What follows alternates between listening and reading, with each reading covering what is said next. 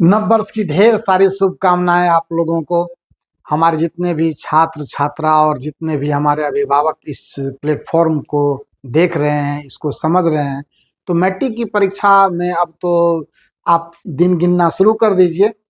मैंने कहा कि इस नए साल में कुछ नया करने के लिए हम लोगों ने एक प्लानिंग किया और ऑब्जेक्टिव पर तो बहुत सारा काम करके दिए साइंस में हमने आपको। आज कुछ शॉर्ट आंसर क्वेश्चंस और कुछ आज होमवर्क, एकदम बिल्कुल हर चीज देखिए अब नया आ रहा है। क्वेश्चन का पैटर्न भी बदल रहा है और जितने भी क्वेश्चंस आपके साथ शेयर किए जाएंगे उसमें कम से कम 2 सब्जेक्ट रहेगा, या तो फिजिक्स केमिस्ट्री रहेगा, या फिजिक्स बायोलॉजी रहेगा, या केमिस्ट्री बायोलॉजी रहेगा, इस तरह से। और जिस स्लॉट में आप जिस प्रकार के क्वेश्चन को डिस्कस कर रहे होंगे उसमें कुछ होमवर्क भी हम आपके लिए छोड़ेंगे, ताकि आपको कुछ खुद से भी करने का अवसर मिले और खुद से भी जब आप मेहनत करेंगे तो आपको लगेगा कि नहीं। और एक बात यह भी ध्यान देना है कि जितने भी क्वेश्चंस आपको बताए जा रहे हैं, आगे भी बताए जाएंगे, वे सभी क्वेश्चंस मोस्ट इंपोर्टेंट हैं और लगभग संभावित लिस्ट में आप इसको रख सकते हैं। तो आइए सबसे पहले आज देखते हैं। एक पहला क्वेश्चन है, साइंस में हमने अभी ये केमिस्ट्री का पार्ट उठाया है, पहला चैप्टर है आपका, श्वसन एक ऊष्माक्षेपी अभिक्रिया है कैसे। पहले तो ये जान लेते हैं कि ऊष्माक्षेपी और ऊष्माशोषी 2 प्रकार के रासायनिक अभिक्रिया होते हैं। ऊष्माक्षेपी, जिसको अंग्रेजी में हम लोग एक्सोथर्मिक रिएक्शन कहते हैं, यह अभिक्रिया ऐसी रासायनिक अभिक्रिया है जिसमें प्रतिफल के रूप में आपको ऊष्मा ऊर्जा यानी एनर्जी वो जनरेट करता है, ऊर्जा वो देता है, ऊष्मा ऊर्जा वो प्रसारित करता है, रिलीज करता है। और ऊष्मा शोषी अभिक्रिया हम लोग इसको एंडोथर्मिक रिएक्शन कहते हैं। वो एक ऐसी रासायनिक अभिक्रिया है जो होने के लिए वो हीट एब्जॉर्ब करता है, मतलब ऊष्मा उसको चाहिए तब वो रिएक्शन परफॉर्म करेगा। मतलब ऊष्मा का वो पहले शोषण करेगा और तब वो रासायनिक अभिक्रिया परफॉर्म होगी। तो ये शॉर्ट में हम लोगों ने अभी, चूंकि अभी टॉपिक हमारा दूसरा है, तो ऊष्माक्षेपी और ऊष्माशोषी अभिक्रिया की जानकारी जिनके पास नहीं है वो ये भी समझ ले। आइए, श्वसन एक ऊष्माक्षेपी अभिक्रिया है कैसे, उसमें तो विधिवत लिखा हुआ है, पर आप हमसे समझ लें कि ऊष्माक्षेपी अभिक्रिया श्वसन जो है, जैसे हम जब खाना खाते हैं, पहली बात तो ये है कि हमें अपना जीवन चलाने के लिए, हम अपने दैनिक जीवन में जो विभिन्न कार्य को करते हैं उसके लिए हमें ऊर्जा की जरूरत होती है। और जब हमें ऊर्जा की जरूरत होती है तो हमारा शरीर हमसे भोजन मांगता है। वो जब भोजन मांग रहा है, समझ लीजिए कि हमारे बॉडी में एनर्जी की कमी हो गई है। तो जब हम खाना खाते हैं तो अधिकतर तो हम लोग रोटी चावल और बाकी उसके सप्लीमेंट्स लेते हैं। तो बेसिकली रोटी चावल कार्बोहाइड्रेट की अधिकता को दिखाता है, और वो जो कार्बोहाइड्रेट है जब वो पाचन की विधि में जाता है तो वो टूट टूट कर छोटे छोटे मॉलिक्यूल्स में बढ़ता है, और वो फिर पाचन के दौरान ग्लूकोज फॉर्म करता है, और वो ग्लूकोज जो है वो फिर ऑक्सीजन के साथ अभिक्रिया करके और हमें ऊर्जा प्रदान करता है। और उस ऊर्जा को हम लोग जिस रूप में लेते हैं वो अलग अलग तरह का है, और उसमें ऊष्मा ऊर्जा भी शामिल है। इसीलिए श्वसन, और सबसे बड़ी बात यह है कि हम जो कार्बोहाइड्रेट को ग्लूकोज में टूटना होता है और फिर वो जो ग्लूकोज हमें ऊर्जा देता है, वह ऊर्जा ऑक्सीजन की उपस्थिति में हमें मिलती है, क्योंकि वो रिएक्शन ऑक्सीजन की उपस्थिति में ही परफॉर्म होता है। और ऑक्सीजन कहाँ से लेते हैं हम लोग? श्वसन की प्रक्रिया से। जब सांस लेते हैं तो ऑक्सीजन हम अंदर करते हैं, और जब सांस छोड़ते हैं तो कार्बन डाइऑक्साइड हम रिलीज करते हैं। तो इसीलिए इसमें सारी बातें लिखी गई है कि हम जो भोजन ग्रहण करते हैं वह इसीलिए क्योंकि हमें जीवित रहने और कार्य करने के लिए ऊर्जा की आवश्यकता है। भोजन में कार्बोहाइड्रेट की अधिकता होती है, पाचन के दौरान यह टूटकर ग्लूकोज बनाता है, यही ग्लूकोज ऑक्सीजन से अभिक्रिया कर हमें ऊर्जा प्रदान करता है। साथ साथ ऊष्मा भी इस अभिक्रिया के दौरान प्राप्त होती है, अतः इसे ऊष्माक्षेपी अभिक्रिया कहते हैं।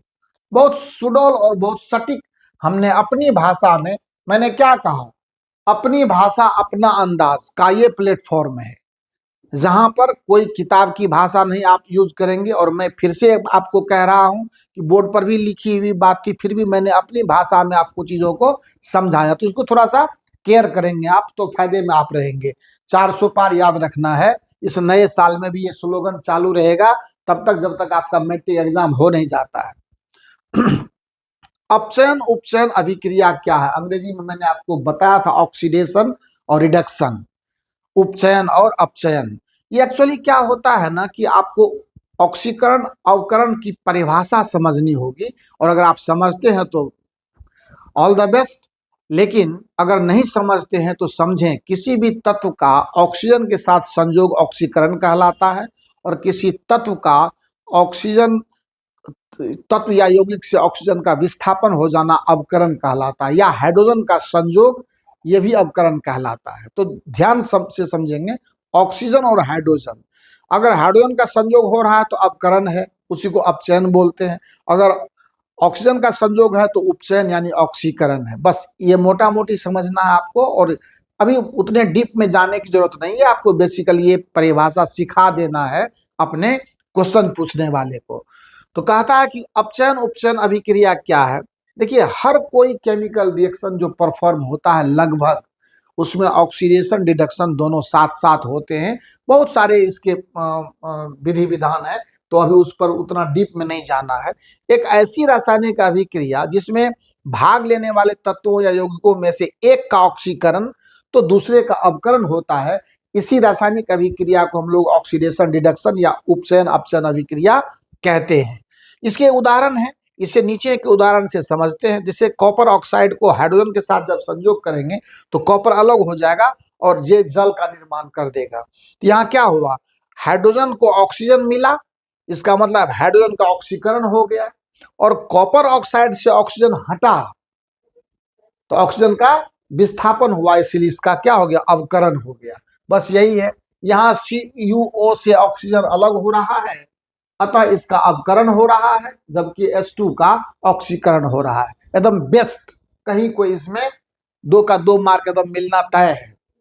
तीसरा क्वेश्चन है संचारण क्या है, इसे रोकने के उपायों का वर्णन करें। देखते हैं क्वेश्चन, जैसे लगता है कि यही क्वेश्चन एग्जाम में आने वाला है, क्योंकि हमने सिलेक्शन ही बहुत हिसाब किताब से करना है और मैंने किया भी है, और आपको इसको ध्यान से देखना समझना है। कुछ धातुएं ऐसे होते हैं, पहले संचारण आप समझ लीजिए शॉर्ट में।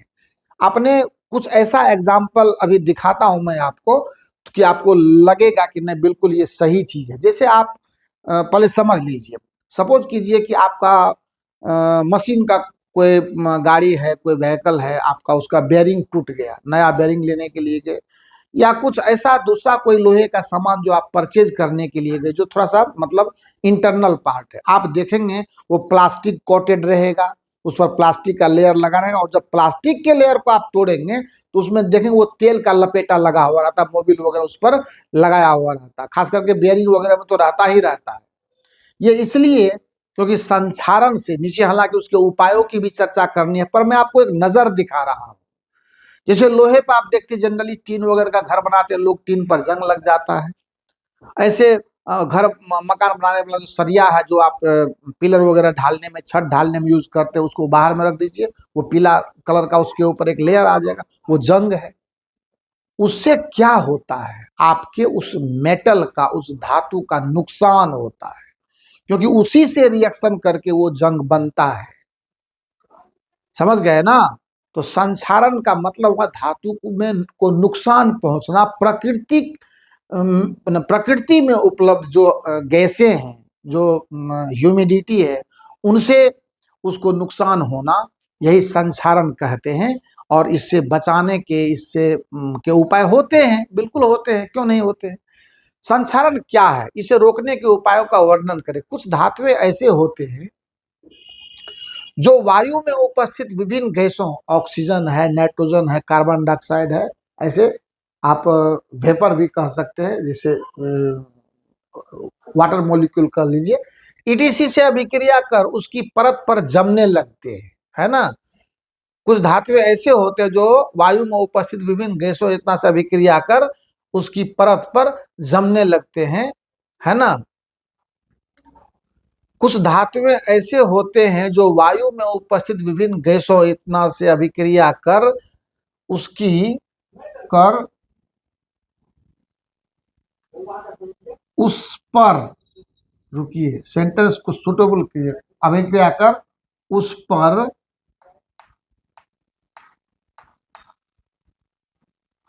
परत जमने लगते हैं। अब थोड़ा सा ये सुनो, मतलब आप सेंस समझिएगा, एक लेयर उस पर जमना जमना शुरू हो जाता है। इस प्रक्रिया में धातु का नुकसान होता है। अब भाई साहब कहाँ से बनेगा, उस मेटले पर जब वो लेयर चढ़ा है तो मेटले से ना वो आपका वायुमंडल का जो गैस है या जो वाटर मॉलिक्यूल है उसको रिएक्शन करेगा। इसे ही संक्षारण कहते हैं। जैसे लोहे पर जंग लगने से लोहे का संक्षारण होता, संक्षारण का मतलब क्या, नुकसान होना, उसका अमाउंट घटना। अब सीधा मात्रा में सीधा मतलब समझ लीजिए, जैसे FeH2O है, ह्यूमिडिटी लिया एयर से और ऑक्सीजन तो ऑलरेडी है ही, तो Fe2O3 प्लस FeOH3। पहले किसी वीडियो में हमने लोहे के जंग का रासायनिक सूत्र आपको बताया था, पक्का आप देखिएगा ध्यान से। अब एकदम हर वीडियो को सीरियसली देखिए, हर एक लाइन मार्क है, मैं आपको बता रहा हूं। इसको औने पौने आप दिमाग में लेकर के नहीं रखना है, एकदम सिंसियर होकर के चीजों पर काम करना है। रोकने के उपाय, लेप लगाकर पॉलिश करके उस पर तेल का लेयर चढ़ा दीजिए, यही सब है। तो अपने मन से भी क्वेश्चन का आंसर मतलब करना है, तो रटना नहीं है, समझना है। इस प्लेटफॉर्म पर समझ के साथ क्वेश्चन का आंसर अपनी भाषा में देना, सबसे ज्यादा मार्क तुम लेकर के आओगे, मैं ये आपको गारंटी दे रहा हूं। ध्यान से समझो चीजों को। लेप लगाकर धातु की परत पर पॉलिश कर देने से इसे बचा सकते हैं। धातु की सतह पर उपयुक्त तेल का लेप लगाकर भी इसे सुरक्षित रखा जा सकता है। ये क्वेश्चन बहुत ज्यादा नहीं, 3 क्वेश्चन अभी इस पर हमने शेयर किया है और 3 क्वेश्चन आपको होमवर्क दिया है मैंने। अब पूरे किताब को उड़ेदने की जरूरत नहीं है, जितना सेलेक्टिव आपको मिल रहा है उसी के आसपास घूमिए आप, उसी में सारा रिवीजन आपका हो जाएगा।